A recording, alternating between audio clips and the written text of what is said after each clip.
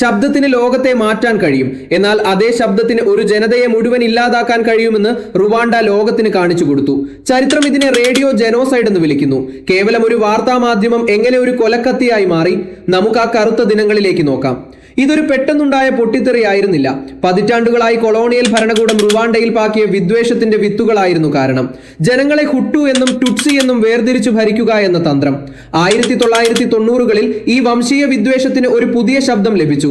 RTLM, radio television Libre des Mille Collines. രാഷ്ട്രീയ വരേണ്യവർഗത്തിന്റെ പിന്തുണയോടെ തുടങ്ങിയ ഈ റേഡിയോ സ്റ്റേഷൻ വെറുപ്പിനെ ഒരു സാംസ്കാരിക വിനോദമാക്കി മാറ്റി.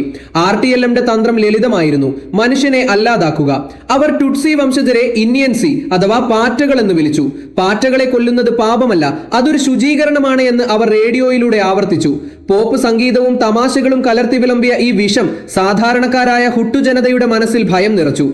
ഒന്നുകിൽ കൊല്ലുക അല്ലെങ്കിൽ കൊല്ലപ്പെടുക എന്ന അവസ്ഥയിലേക്ക് രാഷ്ട്രീയം വഴിമാറി. 1994 ഏപ്രിൽ 6 റുവാണ്ടൻ പ്രസിഡന്റ് ജുവനൈൽ ഹബ്യാരിമാന സഞ്ചരിച്ച വിമാനം വെടിവെച്ചിടപ്പെടുന്നു. അതായിരുന്നു ആ നിമിഷം. കൊലയാളി റേഡിയോ ഉച്ചത്തിൽ വിളിച്ചു പറഞ്ഞു: നമ്മുടെ മരങ്ങൾ മുറിച്ചു മാറ്റാൻ സമയമായി. ആ വലിയ മരങ്ങൾ മുറിച്ചു മാറ്റുക, അതൊരു കോഡായിരുന്നു. ടുട്സികളെ കൊന്നൊടുക്കാനുള്ള പരസ്യമായ ആഹ്വാനം. കൊലയാളികൾക്ക് നിർദ്ദേശങ്ങൾ നൽകിയത് ഗൂഗിൾ മാപ്പുകളല്ല, ഈ റേഡിയോ ആയിരുന്നു. ആർക്കൊക്കെ എതിരെയാണ് ആക്രമണം വേണ്ടതെന്ന് പേരെടുത്തു പറഞ്ഞ് അവർ മരണത്തിന്റെ ലിസ്റ്റ് വായിച്ചു. 100 ദിവസങ്ങൾക്കുള്ളിൽ 8 ലക്ഷം മനുഷ്യർ.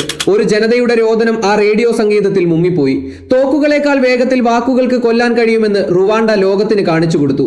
ചരിത്രം RTLMനെ വിളിക്കുന്നത് റേഡിയോ ജനോസൈഡ് എന്നാണ്. ഇന്ന് ആ വിദ്വേഷത്തിന്റെ ശബ്ദങ്ങൾ നിലച്ചിരിക്കാം, പക്ഷേ റുവാണ്ടയിലെ ഓരോ മണ്ടരിയും ഇപ്പോഴും ആ ഭീകരതയുടെ കഥകൾ ഓർമ്മിപ്പിക്കുന്നു. ഓർക്കുക, വെറുപ്പ് പടർത്തുന്ന വാക്കുകൾ ആയുധങ്ങളെക്കാൾ മാരകമാണ്.